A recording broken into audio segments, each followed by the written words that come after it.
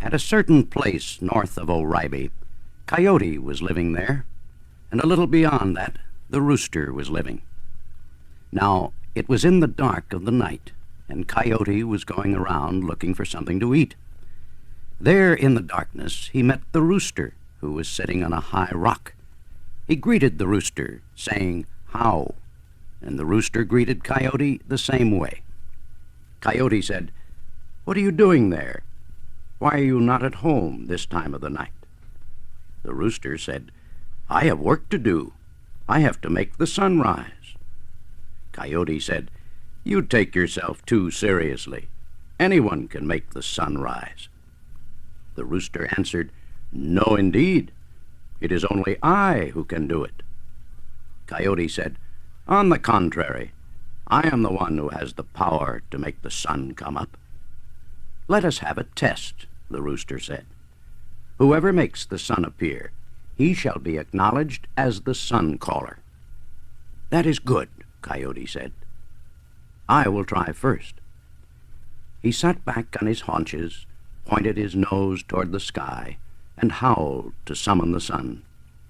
He went on doing this until he was breathless, but the sky remained as black as ever. "Enough," the rooster said. "Now I will try." He stretched his neck, flapped his wings, and crowed. Once, twice, several times he crowed, but still the night was black. Coyote said, "Now it is my turn." And again he howled until he was breathless, but around them there was still nothing but darkness. The rooster said, "You are wasting your time. I will show you how it is done." He stretched his neck, flapped his wings, and crowed. Again and again he called the sun, but nothing happened. "Now pay attention," Coyote said. "This is the way to do it." He put his nose up and howled with great feeling, telling the sun it was time to appear. But everything was still the same, and there was only darkness all around them. They went on this way, taking turns all through the night. And one time, after the rooster crowed, things were a little lighter. "You see," the rooster said, "I am beginning to do it." Then Coyote tried again, and things were a little lighter still. Coyote said, "It is quite clear that I did better than you."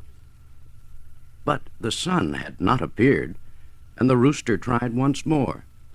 He filled his lungs with air, stretched his neck, flapped his wings, and crowed mightily. And as he did so, the red edge of the sun appeared over the horizon. "My friend," the rooster said, "you can judge for yourself. As anyone can see, it was I who brought the sun up from down below." Coyote said, "Yes, I acknowledge it. You have powerful medicine. You are the sun caller."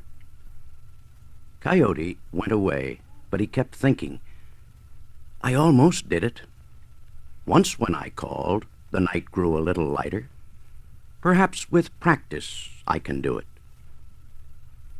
And even to this time, every so often in the night, you can hear Coyote trying again to make the sun rise. But the rooster, he is the one that really does it.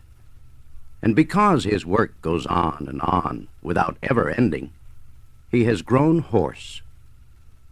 You can hear it for yourself. Coyote was living there west of O'Ribe, and north of O'Ribe was the house of the hummingbird. One day Coyote was prowling along the edge of the village where the people left their rubbish. He thought, "Here I will find something useful." The hummingbird saw Coyote there. He saw Coyote pick things up and throw them away. So the hummingbird dug a hole, got into it, and covered himself with dirt, leaving his long, narrow bill protruding. Coyote arrived, thinking, "Aha! Here is a needle. I have found something." He took hold of the hummingbird's bill and lifted it, pulling the bird out of the ground. The hummingbird said, "Is this the way that friends do? I was sleeping and you pulled me out of my kiva." Coyote was embarrassed. He said, "I regret it. I thought you were a needle. Let us forget the matter. Come to my place this evening and we will smoke a pipe together."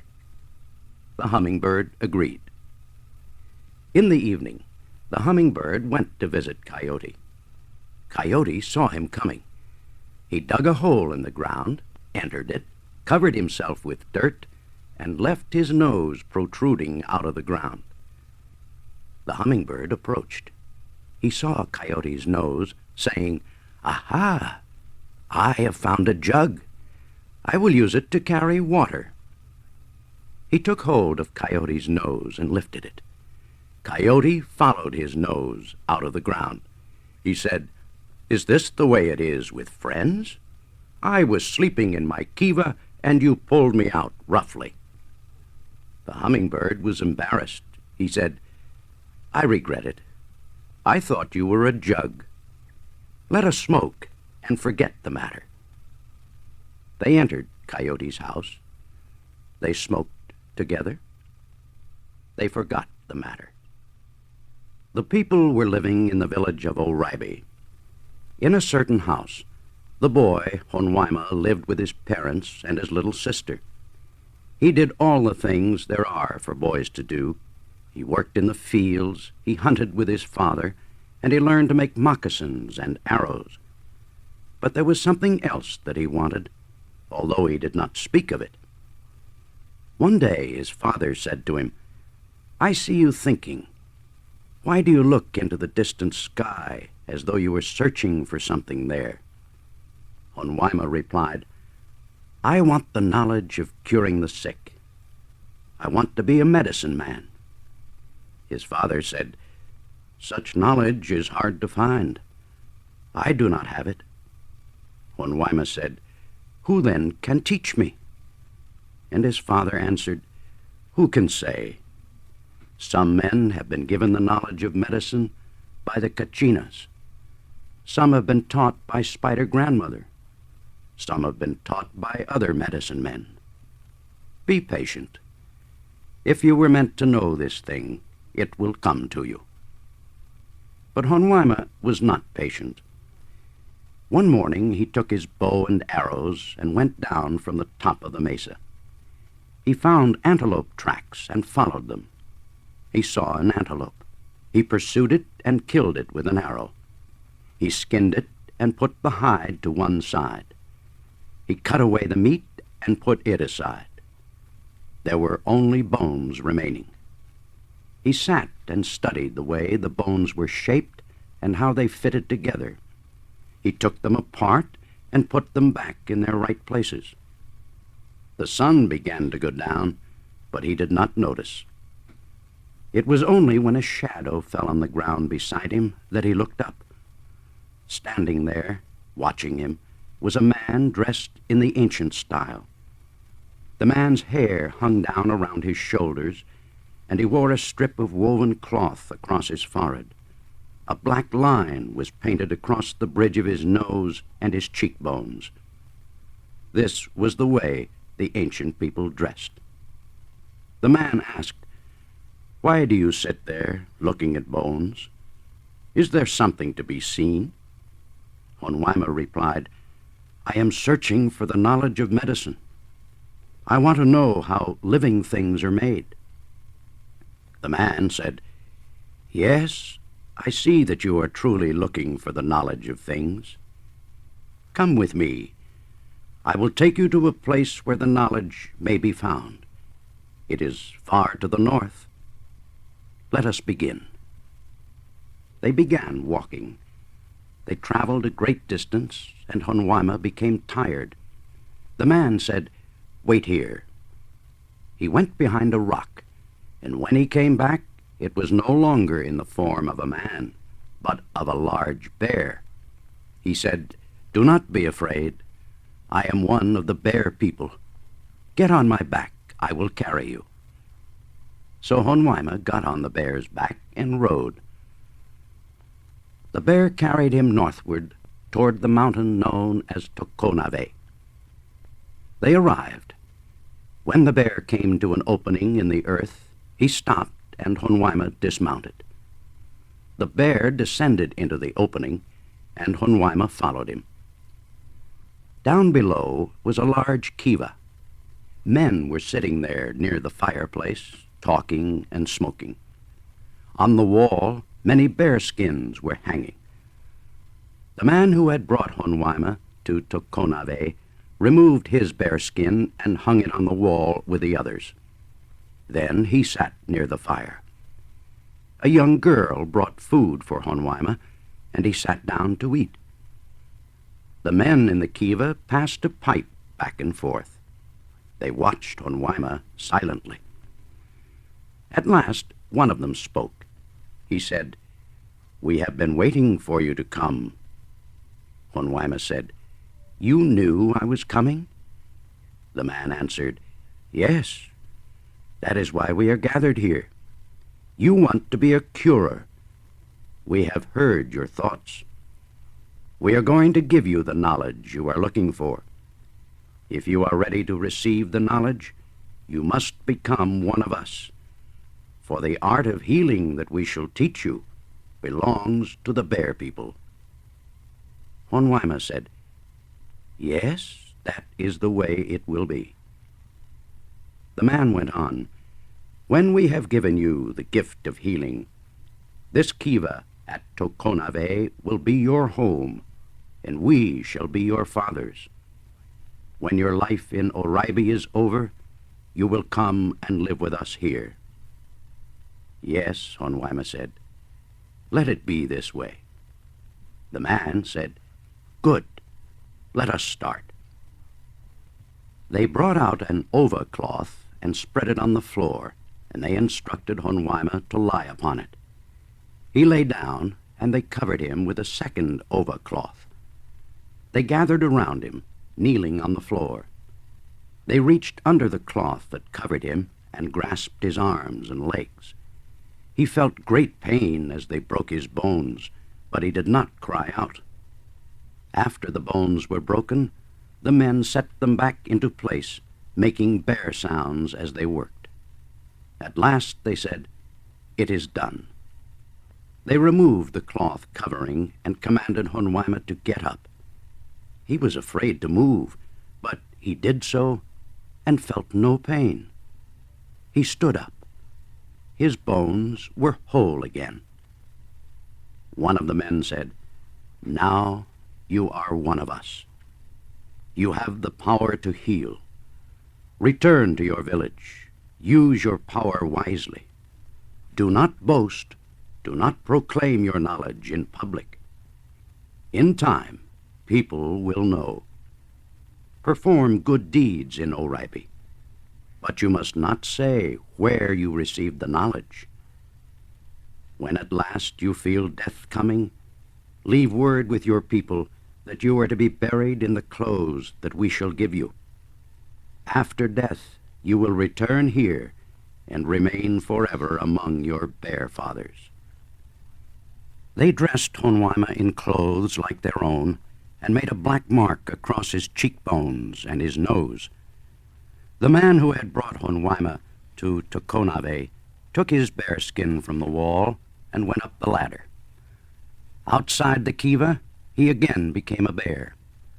Honwaima mounted the bear's back. The bear carried him to the south, to the place where the boy had laid out the antelope bones, and there he left him. Once more Honwaima hunted. He killed another antelope and brought the meat to his parents in Oraibi. From that time on, Honwaima lived in the kiva instead of in his parents' house. He came out only to eat with his family. Then he returned to the kiva. He told no one of his powers. He did not proclaim his knowledge of healing. But one day, his young sister fell from some high stone steps in the village. Honwaima heard her cry out and went up from the kiva. He found her lying motionless on the ground and carried her into the house. Her father said, "The breath of life is gone from her body. Go quickly to find a medicine man." Honwaima answered, "Trust me, I shall take care of her." He went outside and faced the north. He held up his hands and asked for help from his bear fathers at Tokonave. He saw a light over the mountain and knew that he had been heard. He re-entered the house. He placed his sister on an ova cloth, and he put another ova cloth over her. He reached under the covering. He made bear sounds as he worked. What he did, his parents could not see. But soon there was a stirring under the cloth, and Honwaima removed it. His sister was breathing. She opened her eyes and stood up. She was well. Honwaima's father asked, "Where did you get the knowledge?" Honwaima answered, "It is a thing about which I cannot speak." But from a distance, a man of the village had seen Honwaima's sister fall. He had said, "Surely the girl is dead." He had seen Honwaima carry her into the house, and he had seen Honwaima raise his hands toward Tokonave. And afterwards he had seen the girl alive and well. He spoke of it to one person and another. People began coming to Honwaima to ask him to cure their illnesses. Whoever came for help, he helped them. And in this way, his reputation spread even to the furthest villages.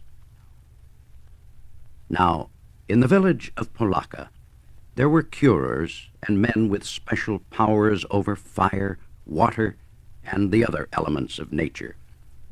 They also heard of Honwaima, but they doubted what they heard. They said, "He is too young to understand such things.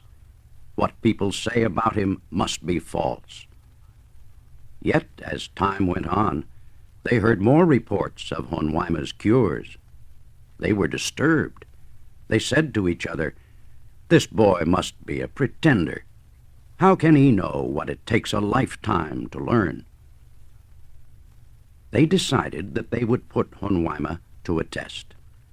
And so they sent word to medicine men in other villages that on a certain day they should meet in Polaka to demonstrate their powers.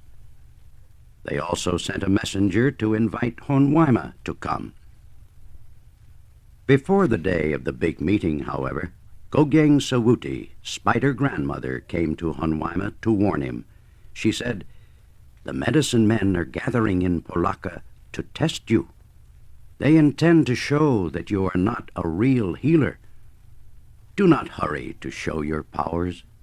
Let them show their powers first. Your turn will come later." The day of the big meeting in Polaka came. Medicine men arrived from other villages. Honwaima was not among them. He was still in the kiva at Oraibi, so messengers were sent to get him.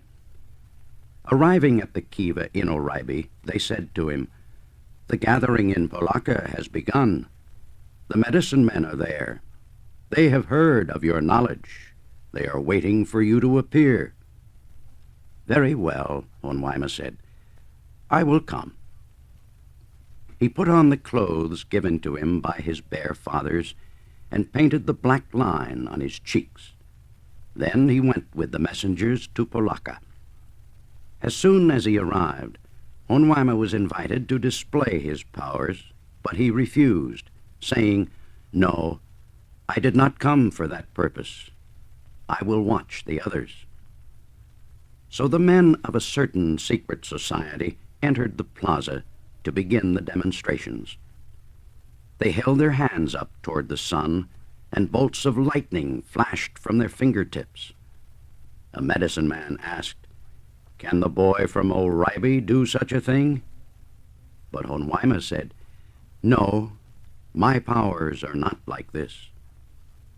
One after another, groups of men entered the plaza to demonstrate their magical powers. Honwaima stood back. He observed, but he said nothing. Time after time he was invited to exhibit his knowledge, but he said, "No, not yet. A time will come for it." The medicine men began to say to each other, It is just as we thought. The boy is a fraud." And now a group of men came forward to demonstrate their knowledge of how to bring the dead back to life. Singing their ritual song, they climbed to the roof of the highest house in the village. To one side of the house was a deep ravine filled with rocks. Still singing, they took hold of one of their men and threw him into the ravine. He fell upon the rocks and lay there without moving.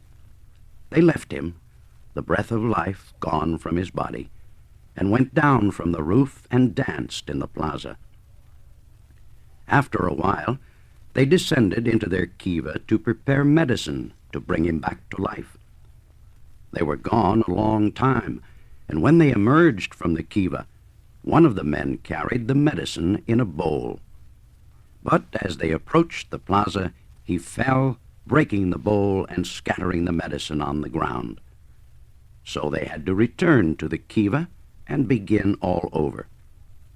They prepared medicine a second time. They were gone a long while. At last they came out of the kiva again, but by this time the body of the man who had been thrown on the rocks was cold. They carried him to the plaza and laid him on an ova cloth and placed another ova cloth over him. Then 4 of the men put their hands under the cover and began to do their work. But nothing happened. And after a while, another group of 4 took over the task. They were older men who had stronger powers. Nothing happened. Another group tried, and then still another, but the body remained without life. The people said, "Let the boy from Oribe try." Hopi said, "I never boasted of my powers. I never spoke of them. It was you who spoke of the matter. You brought me here to test me, though I had no thought of such a thing. You people, now, after the body of this man has already grown cold, you ask me to try to bring life back to him. Very well. I will try." He turned his face toward the north, in the direction of Tokonave. He raised his hands, asking for help from his bear fathers. Then he kneeled by the body and placed his hands under the ova covering. As he worked, he made bear sounds in his throat. Time passed. Some people said, "See, the boy from Oribe can do nothing." But Hopi did not hear. He went on working, and at last he removed his hands from under the ova cloth. The other medicine men said, "He does not have the power of medicine." Hopi stood up. He said, "Remove the ova cloth." They removed it. The man lay there. There was sweat on his skin, and he was breathing. He opened his eyes. He sat up. The people who had come to witness the tests of power exclaimed, "What the others failed at, Hopi has done. He has brought this man back to life."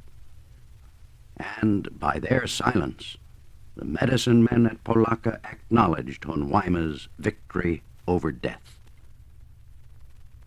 Hopi returned to Oribe. Once more he went into the kiva, and there he lived in the days that followed. It was there that people always found him when someone was sick and needed help. Time went on.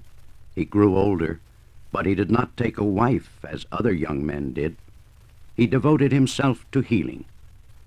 Each day, when it was time to eat, his sister came into the kiva to call him to the house. He would go up, eat, and then return to the kiva.